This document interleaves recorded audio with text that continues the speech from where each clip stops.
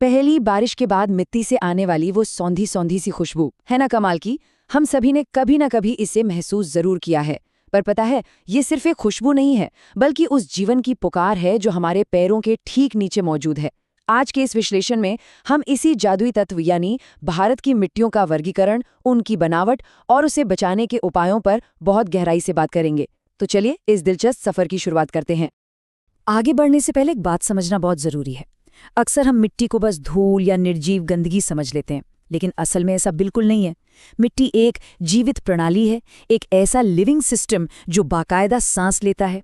ये पौधों, अनगिनत छोटे छोटे जीवों और हमारी पूरी खाद्य सुरक्षा का सबसे मजबूत आधार है। सीधी सी बात है, पृथ्वी पर जीवन इसी बुनियाद पर टिका है। तो आज हम किन चीजों पर बात करने वाले हैं? हमारी रूपरेखा कुछ इस तरह रहेगी। सबसे पहले मिट्टी जीवन का आधार कैसे है, फिर हम इसकी संरचना देखेंगे। इसके बाद आकार और उत्पत्ति के आधार पर इसके प्रकारों को समझेंगे और आखिर में इसके क्षरण और संरक्षण पर बात करेंगे। तो शुरू करते हैं अपने पहले हिस्से से, मिट्टी जीवन का आधार। अब आप सोच रहे होंगे कि पृथ्वी की सतह पर ये मिट्टी आखिर बनती कैसे है? देखिए, इसके निर्माण में दो बहुत ही दिलचस्प प्रक्रियाएं शामिल हैं। पहली है वेदरिंग। आसान शब्दों में कहें तो जब हवा, पानी या मौसम की मार से बड़ी बड़ी चट्टानें धीरे धीरे टूटती हैं तो उसे वेदरिंग कहते हैं। और दूसरी चीज है ह्यूमस।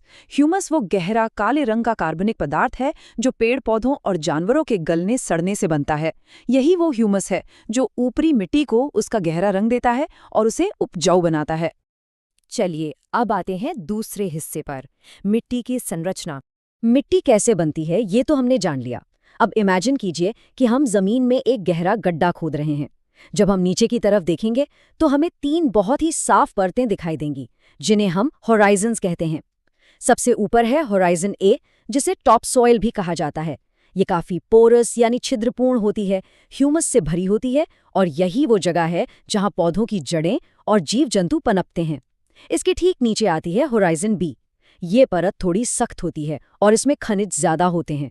और सबसे नीचे है होराइजन सी। इसमें चट्टानों के ढीले टुकड़े होते हैं। असल में यही वो पेरेंट रॉक या मूल सामग्री है जिससे ऊपर की दोनों परतें बनती हैं। अब बारी है तीसरे हिस्से की, आकार के आधार पर मिट्टी का वर्गीकरण।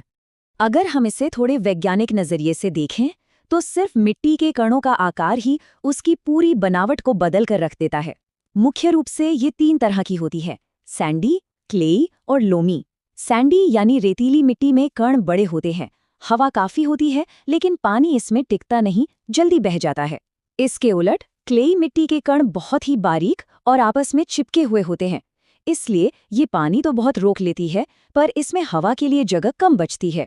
अब इन दोनों के बीच आती है लोमी मिट्टी, जो सही मायनों में सबसे बेहतरीन है। ये रेत, क्ले और नदियों की सिल्ट का एक परफेक्ट मिक्सचर है।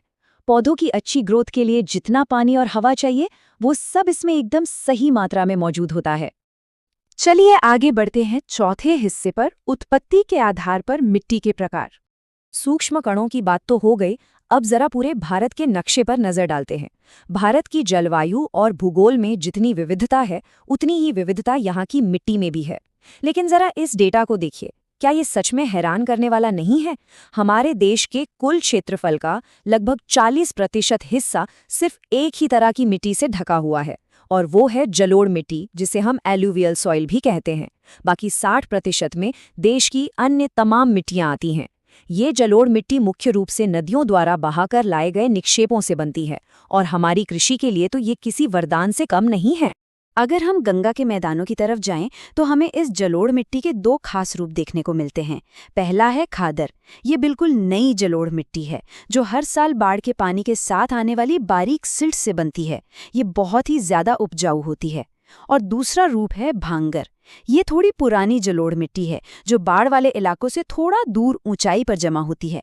इसमें आपको कंकड़ की मात्रा काफी ज्यादा मिलेगी। अब उत्तर भारत से निकलकर दक्कन के पठार की तरफ चलते हैं। यहाँ हमें मिलती है काली मिट्टी यानी ब्लैक सॉइल। सच कहूँ तो इसके गुण बड़े ही अनोखे हैं। चूने और लोहे से भरपूर ये मिट्टी कपास यानी कॉटन की खेती के लिए सबसे शानदार मानी जाती है। लेकिन जो बात इसे सबसे हटकर बनाती है वो है इसका सेल्फ प्लॉइंग यानी स्वतः जुताई का गुण। जी हाँ, जब ये मिट्टी सूखती है तो इसमें बड़ी बड़ी गहरी दरारें पड़ जाती हैं, जैसे किसी ने खेत जोत दिया हो। नमी को लंबे समय तक रोक कर रखने की इसकी क्षमता बेजोड़ है, जो इसे सूखे मौसम के लिए परफेक्ट बनाती है। लाल और पीली मिट्टी की कहानी तो प्रकृति के किसी मैजिक शो जैसी है। पूर्वी और दक्षिणी दक्कन के पठार में जब आग्नेय चट्टानों में लोहे का फैलाव होता है, जिसे आयरन डिफ्यूजन कहते हैं, तो इस मिट्टी का रंग बिल्कुल लाल हो जाता है। और असली जादू तब होता है जब ये लाल मिट्टी पानी सोख लेती है, यानी हाइड्रेटेड हो जाती है, तो यही मिट्टी अचानक से पीली दिखने लगती है। चलिए, अब बात करते हैं दो ऐसी मिट्टियों की जो थोड़ी मुश्किल और विशिष्ट जलवायु में बनती हैं।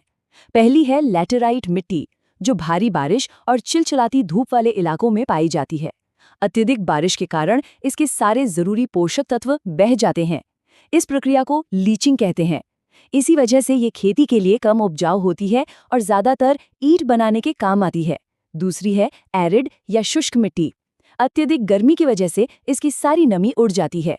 ये रेतीली होती है और इसके बिल्कुल निचले हिस्से में कंकड़ की एक ऐसी परत बन जाती है जो पानी को नीचे रिसने ही नहीं देती। इनके अलावा हमारे पास दो और बहुत ही खास मिट्टियां हैं। सलाइन यानी लवणीय मिट्टी, जो सूखे मौसम के कारण बनती है। लेकिन इसका एक और कारण है जो हमने खुद पैदा किया है, अत्यधिक सिंचाई। पंजाब और हरियाणा जैसे राज्यों में जरूरत से ज्यादा सिंचाई करने से कैपिलरी एक्शन होता है, जिससे जमीन के नीचे का सारा नमक ऊपर आ जाता है। इसे ठीक करने के लिए किसानों को इसमें जिप्सम मिलाना पड़ता है। इसके बिल्कुल उलट होती है पीटी मिट्टी। ये उन इलाकों में बनती है जहां बहुत भारी बारिश और नमी होती है। वहां मरे हुए पेड़ पौधों के जमा होने से इसमें ऑर्गेनिक मैटर की मात्रा 40 से 50% तक पहुंच जाती है, जिससे ये काफी भारी हो जाती है। और अब हम आते हैं अपने पांचवें और सबसे अहम हिस्से पर, मिट्टी का क्षरण और उसके संरक्षण की जरूरत। देखिए, हमने भारत की भौगोलिक विविधताओं और मिट्टी की खूबियों को तो समझ लिया, लेकिन अब हमें एक बहुत ही गंभीर विषय की ओर ध्यान देना होगा। जैसा कि हमने शुरू में कहा था कि मिट्टी एक जीवित प्रणाली है, लेकिन दुख की बात यह है कि हमारी ही कुछ गतिविधियां इस जीवन को बड़ी तेजी से खत्म कर रही हैं। मिट्टी के क्षरण यानी डिग्रेडेशन के कई बड़े कारण हैं। जंगलों की अंधाधुंध कटाई, जानवरों का जरूरत से ज्यादा चरना, बिना सोचे समझे सघन खेती करना, जंगलों की आग और बड़े पैमाने पर चल रहे निर्माण कार्य। ये इंसानी गतिविधियां मिट्टी के उस प्राकृतिक उर्वरता को हमसे छीन रही हैं जिसे बनने में हजारों साल लगे हैं। लेकिन ठहरिए, इस निराशा के बीच एक बहुत बड़ी उम्मीद भी है। इस कोट को देखिए, समय रहते अगर सही इलाज मिल जाए तो इसे फिर से हार्वेस्टेबल बनाया जा सकता है।